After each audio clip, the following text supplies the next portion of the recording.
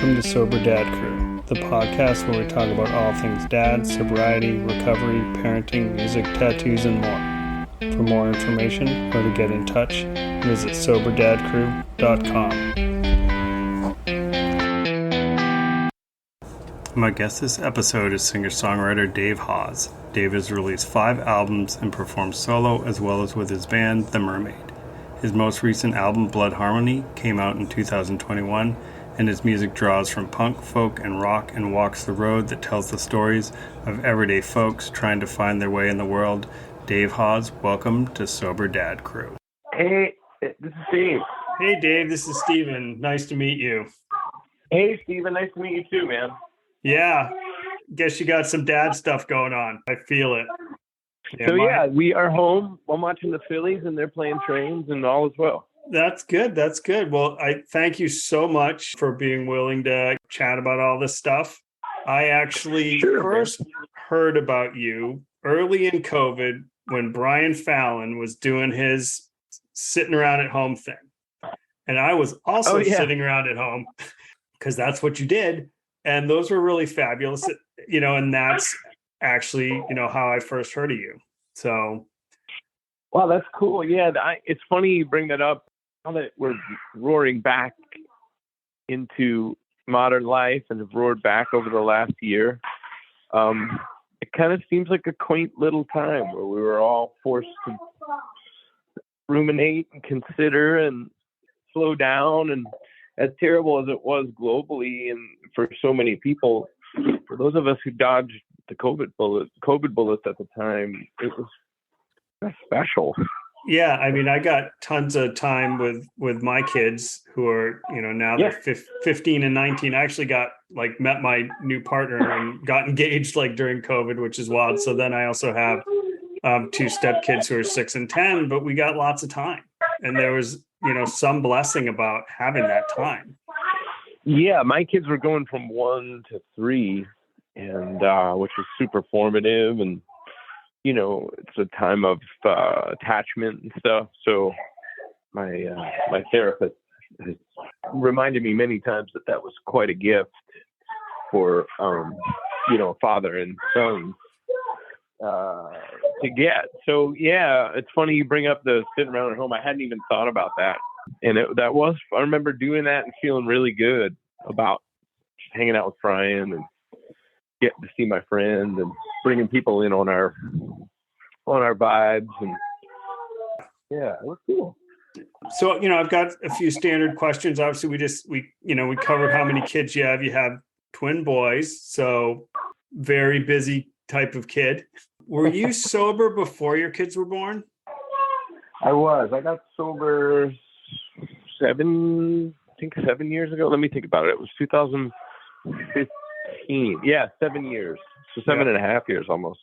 I got sober. They were born 40 years later. Yeah. So I had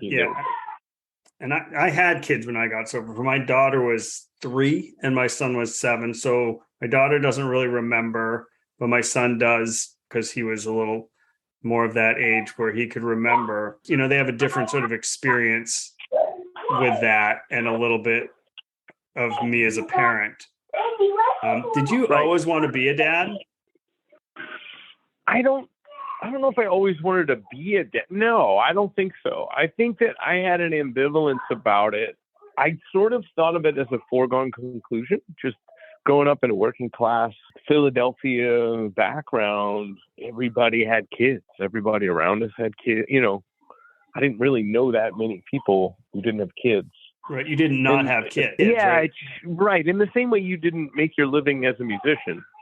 It just wasn't part of my experience as a kid to know that many people who, in fact, we had a close relationship with an aunt and uncle, like friends of my parents, that didn't have kids, and it actually broke up their marriage. That was my first foray into divorce.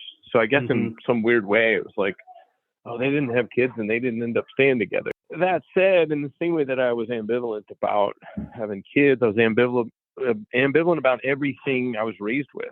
Evangelical Christianity, working your whole life and then get the pension at the end. Like the whole thing didn't seem to fit my personality. And that started to grind around the 12 years old or something, whatever those initial puberty kind of ages are. So as far as being a dad, I kind of thought it was something I wouldn't escape, but wondered if maybe I could. And in my first marriage, my first wife had a daughter. So I was, in that relationship as I was navigating my first band and owning a construction company. I also was married to somebody with a kid. So I had a hand in raising her, but sort of a bizarre step parent, perpetual adolescent step parent kind of situation. I don't know which one of us was more mature. So yeah, it was just something I thought I wouldn't escape. And then when it actually happened, it ended up being like the biggest blessing in my life. Like, I mean, it's just so great to have these boys, and so great to have something so far outside of yourself to recast your entire. It's like the recasting of the movie. You're the main character, and then all of a sudden you're not. You're maybe a supporting actor at best. And it really breaks your ego down. I mean, you really can't parent with ego. Which is, I think, like, if you're a songwriter, if you're a creative, if you're a person who works within the music industry, like, your ego is typically your enemy. And I found that a lot of the things I thought it would make trouble for, meaning like, how am I going to maintain a career? How am I going to maintain my songwriting? How am I going to maintain discipline of doing what I do? It actually has helped in almost all those realms, because you know how it is when you're a dad.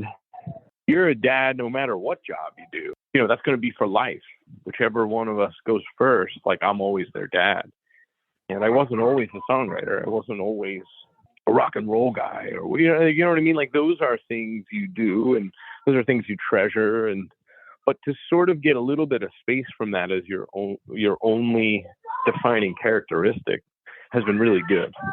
Right. And I also think, there's a level where my kids don't care what I do, right. To like make a living. They want me to be present and involved at soccer games and at, music concerts and all that stuff. They don't care that I'm the director of marketing and business development for an architecture firm. No, my 19-year-old, maybe a little bit more, because he's sort of entering that world of career stuff. But like my 6-year-old and 10-year-old for sure, just, and those are my stepkids, but I don't think of them as stepkids. They're really just my kids. They just want me in their life. They don't really care. They think my office is cool because it was designed by good architects, but they don't really care what I do for a living. No, mine don't either. And I'm not in any rush to show it to them in any way that would shake that. Meaning, like, a lot of people, if your kids come to see you play, and if your and it's like, yeah, those are kind of valid questions, but no, I'm not. It's past their bedtime, right? And they're looking at Thomas the Tank Engine or Spider-Man as a hero, and I'm dad. I don't need them to come to a show and have their perspective on me vastly changed, at least not for a while. Right. Because I think it's so, your first live show is so earth-shattering. It's so monumental to see live music for the first time, especially if it's loud and you're little. And I'm like comfortable with our relationship being what it is, and I'm comfortable with my relationship with my work. I don't necessarily need to do the like look at dad thing, and not to say that everybody else is, but it's just like it'll come in time. I'm in no rush, I guess. No, that makes sense. It's more the way to describe it. It's like they've come to sound check and they talk on the mic and strum a guitar and think it's fun, and then they're off to the next thing. I don't need them to put any undue importance on the thing. What we do is we're a family, and that's like a regular family. Right. And that's the most important thing, right? No matter sort of what you do for a living.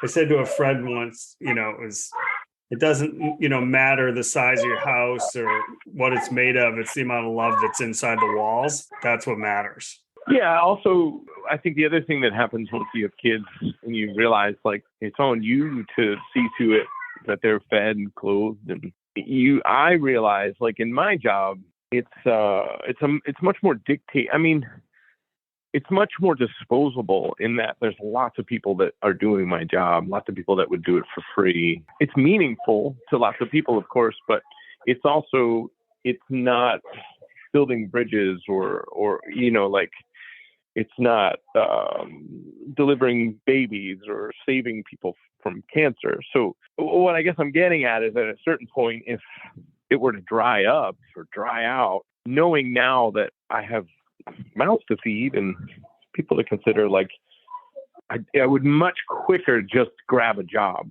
doing anything as long as I can provide for them. Whereas I think before they were here, I don't want to get involved in the construction again because I got to stay focused on my, you are just more willing to do whatever you got to do when you have this kind of relationship and you have these kinds of responsibilities.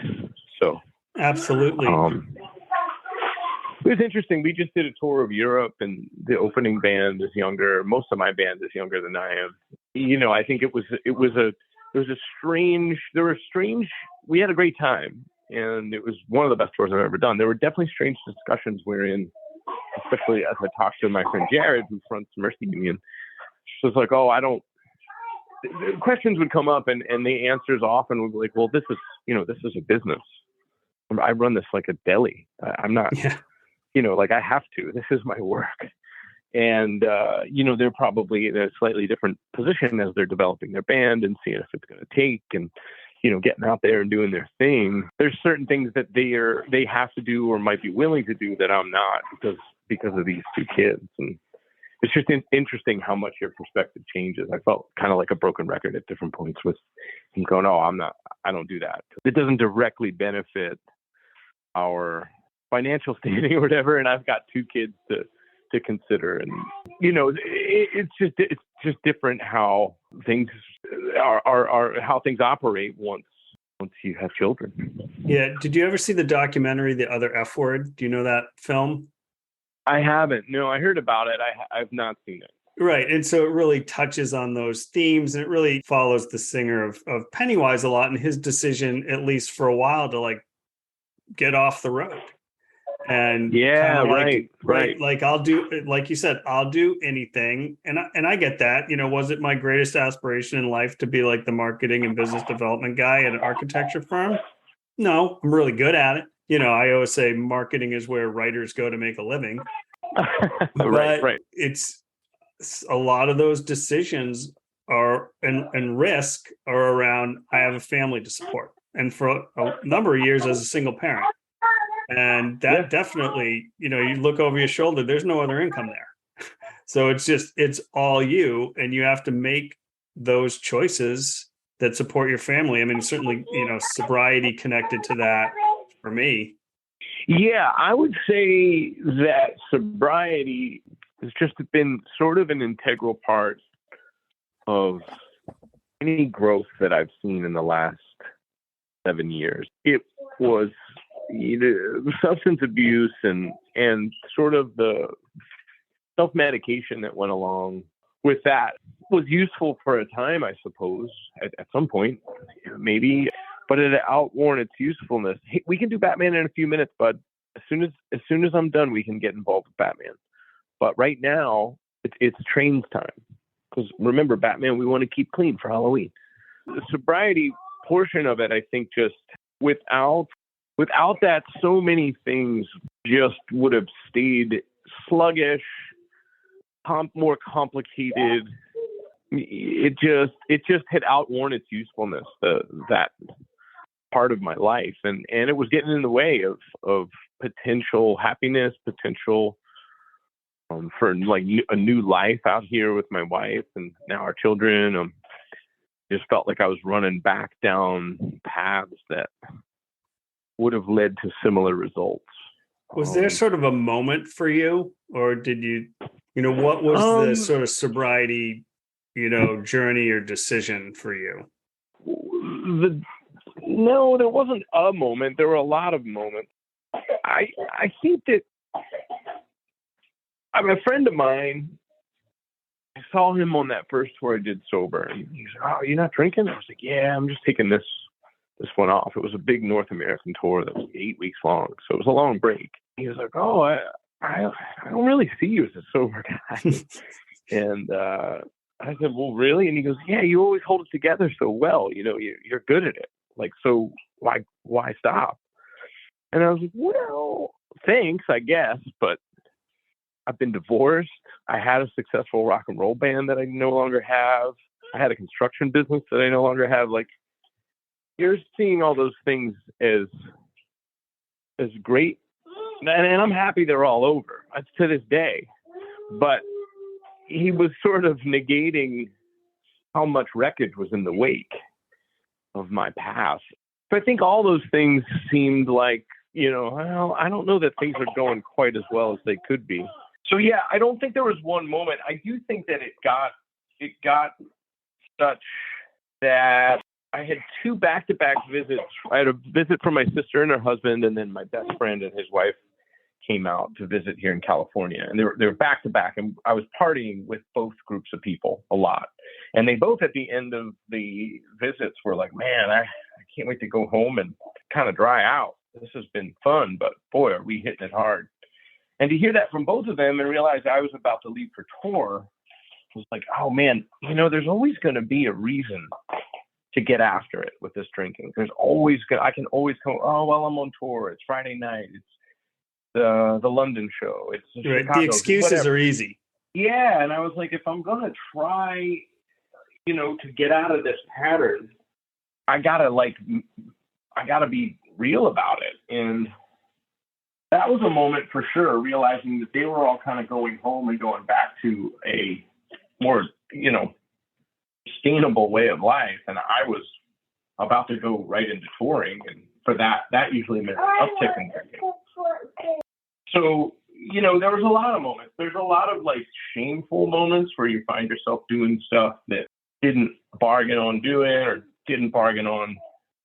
Situations you find yourself in that you're like, man, this is not, you know, I could have died, or I really could have hurt myself or somebody else. Or so there's all kinds of moments like that, but they were more of an accumulation and sort of watching my life look like it was about to repeat again, because I had ripped through my 20s and half of my 30s, and then had like left kind of a group of people and a home and a lifestyle behind. And a lot of that had to do with drinking. And so I was out here in California, people about the same age I was, you know, I met my wife and she's 7 years younger. So they were all sort of getting out of grad school and starting to start lives. And I was Peter Panning my way through that little peer group and realizing, oh, they're all kind of straightening and like things out.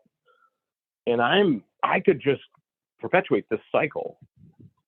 And then I'm going to be the old guy looking for like 27-year-olds to party with. Right. Like it's not a good look. This is no. And you know, and what's really happening here? Like, what am I leaving in the wake? Like, what am I missing out on? And so that was really kind of more of the reflection. I wish I would have gone right into therapy when I got sober. I didn't go into therapy in a meaningful way till Natasha got pregnant with the twins, and then I kind of hurried up and got into therapy. Yeah, that was a huge part for me, was therapy. I didn't do a program. I just stopped, but I did the work, right? And my fiance and I, she's sober too, and she's actually a therapist, and we talk about that. Like, you got to do the work. I didn't at first. I sort of thought, well, I'm going to try this and see if I like it. I got addicted to the streak I was on. Okay, well, now it's been 30 days. Okay, 60 days. 90, let me try for 90. And then got through a couple key social situations that I thought I would slip at. And then I got like, oh, well, fuck it. I got kind of enamored with my own willpower a little bit.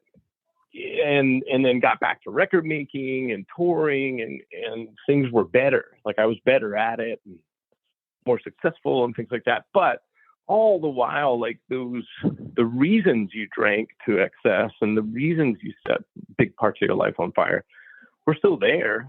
And so examining them closer to the time when I decided to get sober would have been helpful.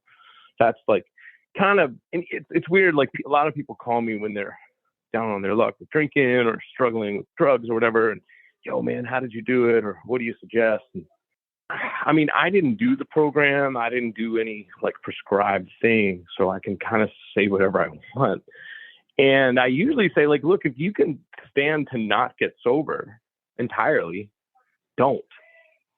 Like, figure out what's making you drink in the way that you are that's messing up your life, and try to get to the heart of that so that you can go to the ball game and just have a beer. I'd love to do that.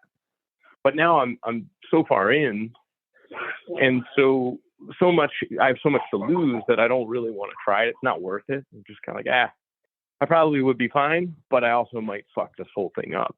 Right. And I totally agree. Right. The net gain of that is not really that high. Isn't worth it. Yeah. No. And it's funny, like, it's weird how often the universe sends me signals like that. I had a day, even on this recent tour, I was like, man, it would be fun to be drinking today. We were in Milan, and I called home and, just happened to talk to my wife randomly. I wasn't really struggling, but I had that urge. And a friend of ours had just got pinched for a DUI, like, that day. And it was just like, it's so often that the universe will send me like 2 signals. It'll be one of temptation and then one of, well, here is a pretty severe consequence. Should you go down the path of X friend or X, it's weird. It's just weird how sometimes that stuff works. I mean, I'm also probably looking for that signal, but yeah, it's a trip. It's a trip. I would, I'm glad of it. I'm glad for the sobriety, and I'm glad of everything that's blossomed since. But again, due to the fact that I didn't like do the work initially and started to do the work a lot later, I don't know that the severity with which I hit sobriety was necessary. Mm-hmm. But who knows? I'm also kind of not willing to gamble and find out. Yeah, right. That, and I totally hear that. And I bet a lot of people feel that way, right? The moments of temptation blip up, and maybe it wouldn't be a big deal. But I mean, for me, my life's pretty great, and I don't want to rock the boat. And it's just not worth rocking the boat. Well, yeah, it's that same thing. It's like nobody ever gets to the chapter in the story. The story usually doesn't go, and then I got back to drinking and doing cocaine, and the story takes a turn for the better. Yeah. Yeah, your wife said, good decision, hon. Right. That's typically not a complicating incident in a story that leads to, oh my God, and then everything got better. And usually that's the complicating incident that leads to some other severe fallout. So I think I'm just going to go with what's working. And honestly, I'm like too busy. Too busy to go to the bar. I mean, it's weird. It's like the times when I really miss it are bizarre. They're like around Christmas. And now Christmas is like the most joyful thing with kids. Yeah. But I do kind of miss bellying up to the bar on Christmas Eve or like that lonesome feeling that can set in around the holidays. I kind of miss nursing that with booze. But I have these 2 boys to really be joyful with around that time, and they're at the magic. That's like the magic age of Christmas. Exactly. That it, like, you're talking Halloween in the background, right, with your boys. Like, these are like the magic years. It's interesting for me because my kids are older. My biological kids, and then, well, I said 2 things. I said to my fiance, like, I love you so much, I'm listening to kids music again, as like a barometer. But it's interesting to circle back and like, I have perspective, which is really valuable. But wow, there's some joyous like reliving. I love Halloween, and so getting to really like relive that, because once your kids are teenagers, they're like, see ya, we're going trick-or-treating with our friends. But like making the costumes and going, it's awesome and it's amazing. So I feel like really blessed to sort of get this second opportunity at that. Yeah, exactly. And also, when you're weighing it against what you could potentially be missing, not missing anything. What would I be, a 44-year-old man at an adult Halloween party?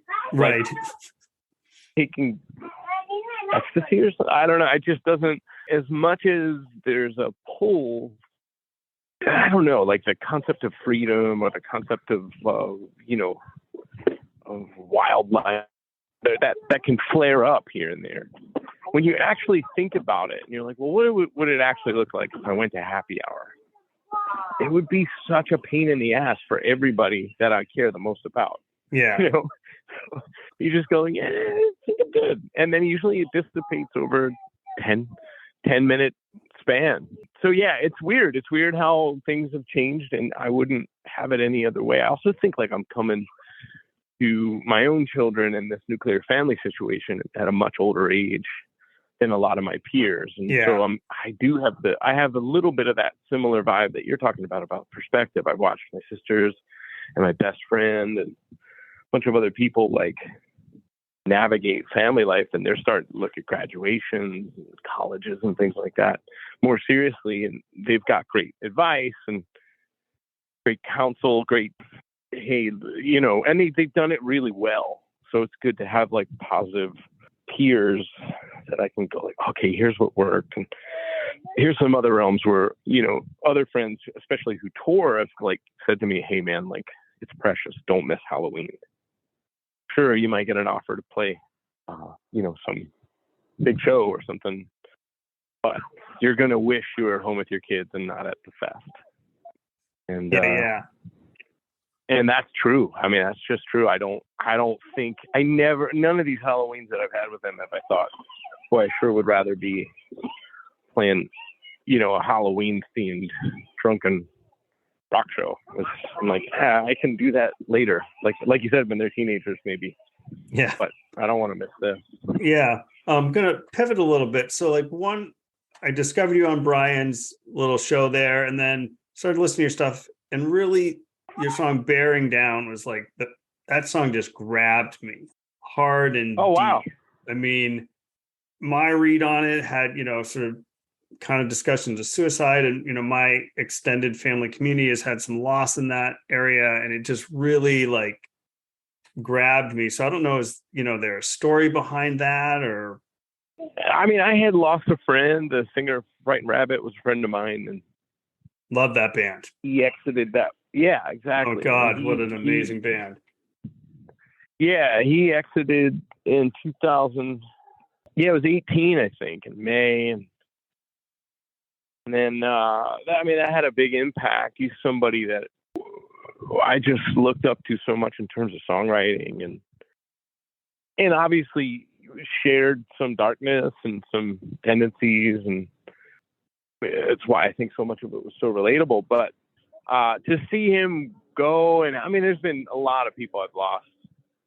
Yeah, and it always did seem like, well, I have this, I kind of always felt like I had a cyanide tooth, that in case things went haywire, like that's an option.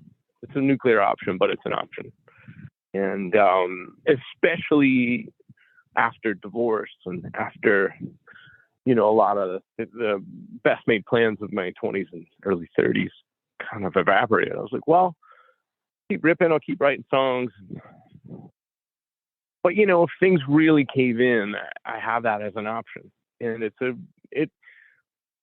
someone who's sort of wrestling in that realm, it can be a romantic notion, because I think there's a lyric in there that hints to that or whatever. I always it's like the Viking comical funeral. Yeah, but also I think later it says it seemed almost like a laugh. It almost seemed you could write the end of the joke or something by, obviously that doesn't take into consideration all the, that you're really dealing with unwellness, like mental illness personally, and how you deal with that can really impact so many other people's lives.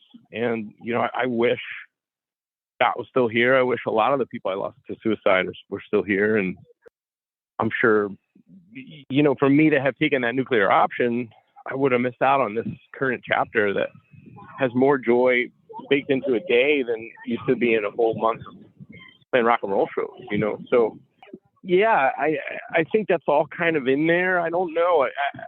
I like playing that song. I'm not sure if there's any real answer in there other than for me to lean into the fact that it's bearing down. It's like, well, this is what it's going to be. It's not going to get easier. Like throughout the song, it's still bearing down. Everything's bearing down. And hopefully the solution for me is like, well, we're alive, and let's rejoice to some degree in the fact that we're carrying the load together, and the relief that comes when somebody helps you with that carrying or is part of the joy. It's not going to stop bearing down though, Right. It doesn't. Right. Yeah. No. There's anything get older. It's more, I keep saying to friends my age that these days everything is an incremental, glacial pace, like even professionally, it's like, well, there's a couple more people at the show. We sold a couple more records. We went from no accident or, a couple accidents in a day potty training to none. And everything is so slow. Whereas like in your 20s and 30s, it's moving so fast because like, it's just, you're untethered to some degree and everything feels so much quicker. But now it's this glacial pace and glaciers are heavy. Yeah. Heavy to move. The new album, Blood Harmony, which, is such a beautiful record. I mean, it really, it really truly is. I was listening to it the other night with my fiance, we got to the end, which ends with Little Wings, which is kind of like the ultimate, dad song in a lot of ways. And she's just like, that song is just, so beautiful. And that whole album really sort of seems like it's, it's about love and family and like, sort of like bearing down in a good way and moving forward. And you have some like amazing players on that album, like side note, it just really, it just is an incredible record. So congratulations on that. And thanks, man. Thanks. Yeah, that, I've increasingly looked at records almost like each year for your kids you might have a little rule on the door jamb where you measure their height, and increasingly that's more what I want my records to be. It's like markers of where you're at that year or that 18 months. In that sense, I'm really glad we made Kick when we did because Natasha was pregnant, and I was like, man, there's a lot of difficulty in Kick, a lot of struggle, and I'm going to feel differently when these kids happen. I've watched it happen to everybody. So let me get this thing recorded and out before I turn into a, really soft dad. And in the same regard, once Blood Harmony was written, for the most part, I wanted to do the same thing. I said, I'm not going to feel this way forever. It's like really soft, being so in love with fatherhood and a new family and stuff like that. I might not feel that way forever. And let's get this thing cut to tape and out. And it'll mark a really important time, a really special time. And it's interesting because we just finished recording my next record. And that definitely has a lot more, yeah, it's great to have a family, but how am I going to raise these guys in late stage capitalism where everybody's teeth just look sharper and sharper every day, and there's war, and you know what I mean? Like it's a lot more, not necessarily Kick oriented, but a lot more, all right, this is not going to always feel like we're sitting in the nursery reading Goodnight Moon. The world's heavy now, right? The world's real heavy. The world is heavy, yeah. And as a parent, and just as even with, people who don't have kids, it's a heavy world. There's some stuff going on that, I'm 51, that we thought was long past, but really the last several years have just, I continue to be shocked. I continue to be too. And I think like with having Biden in, was no silver bullet. There is no silver bullet. It's gonna be glacial incremental change if we're lucky. So to kind of see Trump have to like leave office, whatever, but not be all that confident that we're not safe by any means in that regard as a society or whatever. So it's interesting to kind of wrestle with that. And this next one, hopefully that, the common theme from the musical side and the songwriting side is empathy. And if that's in there, people can meet you where you're at and say like, oh, I get that feeling. And that's hopefully what keeps people engaged in the work. And it's certainly what keeps me engaged, trying to get to the heart and soul of the feelings that you're feeling and then set them to a hopefully catchy melody. Yeah, but it's interesting that, talking about late stage capitalism, you also, you have a song that, minimum wage is minimum wage. That's I'm thinking actually working class. Yeah, right. Like we live in this moment. Like my 19-year-old son, we live outside Ithaca, New York. He can't afford an apartment. A 2-bedroom apartment in Ithaca, New York is $2,800 a month. It's right. It's utter insanity. Like who's living in these apartments? It's really nuts. And how does anyone make it forward? And like where's the notion of the American dream?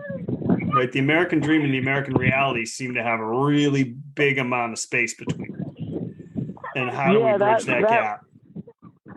Yeah, I mean, the thing is, like, we decided in the 90s to start letting go of that. And now we see where we're at. And I mean, on one hand, I do believe if you decide to let go of it, you can decide to try to get it back. So I do have hope that, generally speaking, if people don't want there to be this big of a wage gap, we can enact change. On another hand, that was sort of a unique time for the species where there was that much upward mobility. If you look back over thousands of years of human development, like a middle class, an upwardly mobile middle class is sort of a rarity. There's usually like just systems in place that protect those with the most resources. So I don't know. Once you get going on those thoughts, it's hard to know where to land. And for me, it's kind of easier to attach some of those ruminations to song, and then in my daily life, try not to worry about things I can't control, and try to just impart to my kids and the lessons I want them to know, or the things I want to avoid. I try to keep them away from, and then also just be community minded. Reach out to people. I mean, I don't know. I can't quite figure out what else to do because the plate seems pretty full. Yeah, but I agree. I think the reaching out thing's important. I think we don't talk to people anymore. We don't talk to people we don't agree with. Right. If it's even possible to do it politely anymore, I'd like to think it is. But really, I always say, like, almost everybody, like, the baseline is loves their family, right? Like, that's a big one. Yeah. We can all come together around we love our kids. Sure. And I stand out at soccer games in, a relatively rural area of upstate New York, and I'm pretty sure the politics largely differ from my own. But we're all there watching our kids play some, depending on their age, chaotic version of soccer. Yeah. And let's come together around that. Oh, my mask. Yeah, exactly. I mean, I think that's the good thing about entertainment and sports sometimes is maybe what seems like maybe a waste of time isn't. It's a place where we can come together and kind of put some of that stuff aside. Because, I mean, those wedge issues are really tools for people in power. We're not, 100%. Like you said, we're not that different. Right. I mean, Donald Trump playing the race card, that was not new. That is a historic American tool. And then, playing, lower class whites in there, that's as old as it gets. Oh, yeah. I mean, that's how I grew up. That was the neighborhood. It was a working class, relatively white working class neighborhood in Philadelphia. And so many of those tropes and go to, dog whistly racist thoughts were prevalent in the neighborhood I grew up with. So I was like, oh wait, this again, but it never went away. No, it didn't. Yeah, he just kind of opened the window a little more, but it was there. Yeah, it's frustrating to see it get a new spotlight. Yeah, it is. So let's talk about tattoos for a minute, which is a big pivot, and because we both have a lot of tattoos. What's your first tattoo? The first tattoo I got, I was maybe 16, and had older friends. We had four of us were pals. They were 18 and could get the tattoo. This letterhead wingding kind of dorky design that we all were, there's four of us, there's 4 points to this little star thing. And they all went and got it done. And we're like, you should too. And I was like, yeah, but I'm 16. So I actually figured out, I worked at a cheesesteak store in Philly, and this big biker guy came in and was a tattooer and a piercer. And this was probably 1994, maybe, something like that. And I kind of had befriended the guy. He was scary looking biker dude, and I made him cheesesteaks. And I asked him one day, hey, if I come down, would you tattoo me? And even though I'm not 18, and now I would obviously never go someplace where they would do that, but then it was super rad. And he pierced my nipple and tattooed that little wingding on my leg, and then I was hooked. This was before everybody. Now you're actually more counterculture if you don't have tattoos. Yeah. But this was the mid 90s, early 90s, and I ended up pretty quickly having it was a half, or maybe it was even a 3/4 sleeve by the time I was 18 or 19. And so that's even before 2000. And so I was super into it. I had a friend who was really into Japanese tattooing, and he tattooed both of my arms.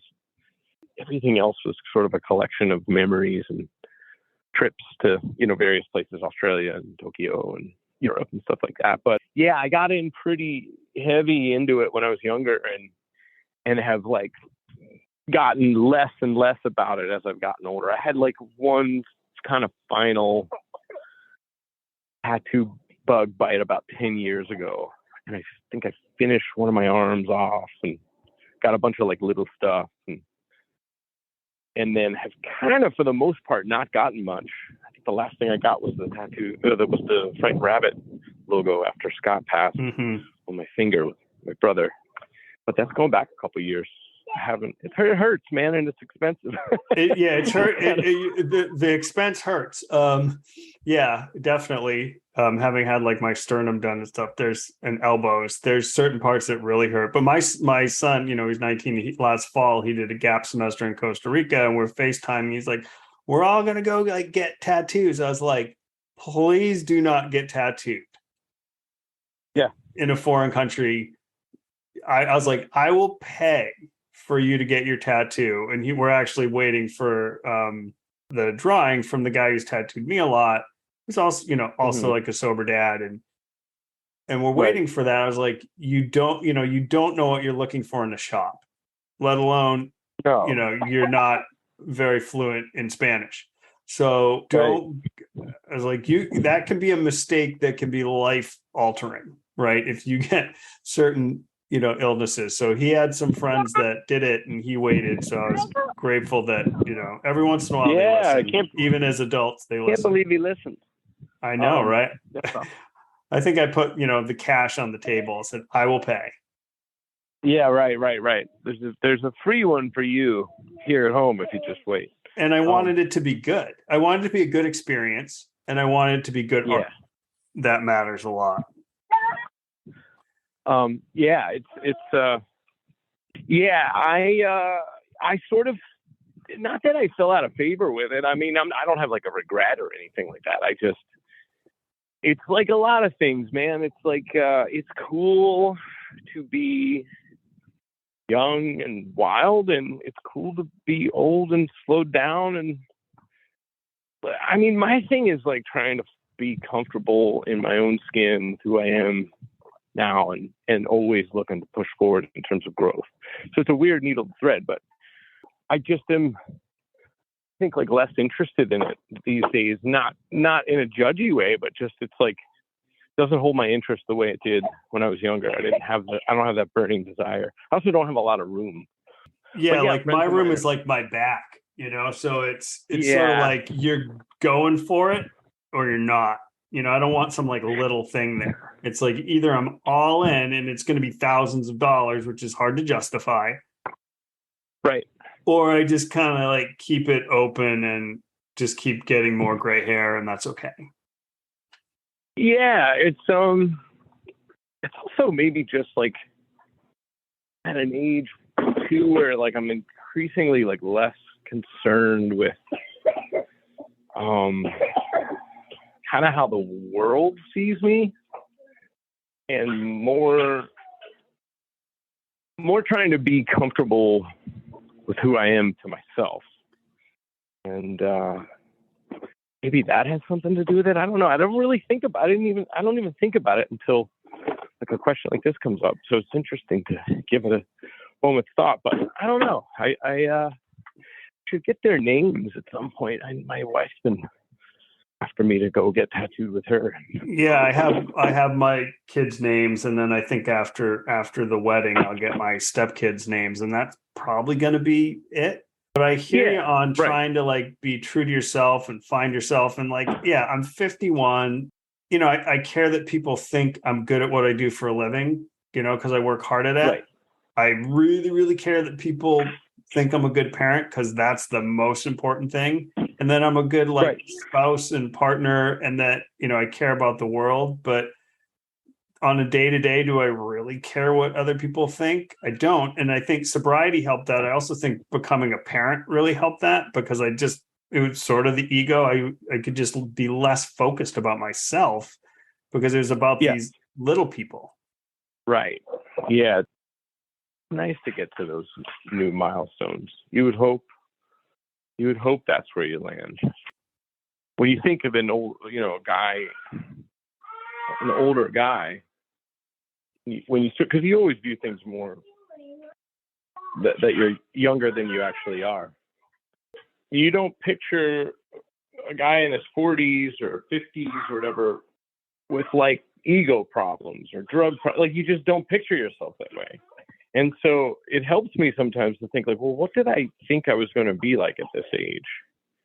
And what's like, let me measure the distance between where I thought I'd be, where I actually am. And that's oftentimes a spot to start work. Yeah.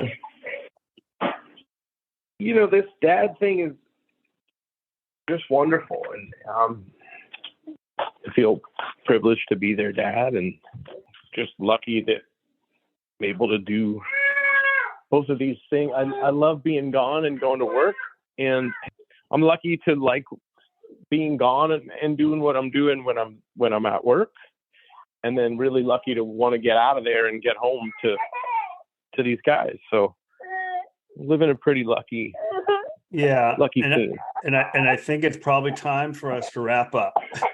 Sounds it like is. it. Yeah, I gotta jump. I gotta get. Yep. We're going camping tomorrow, so I have a list of things I got to do, and I had planned to not have them. I thought they were going to be at daycare today, so no worries. It's good. It's good kind of background to the whole thing. I super appreciate you taking the time. And sounds good. Yeah, I'll blast it out when you get us the links, and thanks for having me on, man. Absolutely. Thank you. Have a great day. All right, buddy. Yep. We'll talk soon. See ya. Thanks for listening. For more information, for links to any music or books we talked about, or to buy some Sober Dad Crew merchandise, please visit soberdadcrew.com.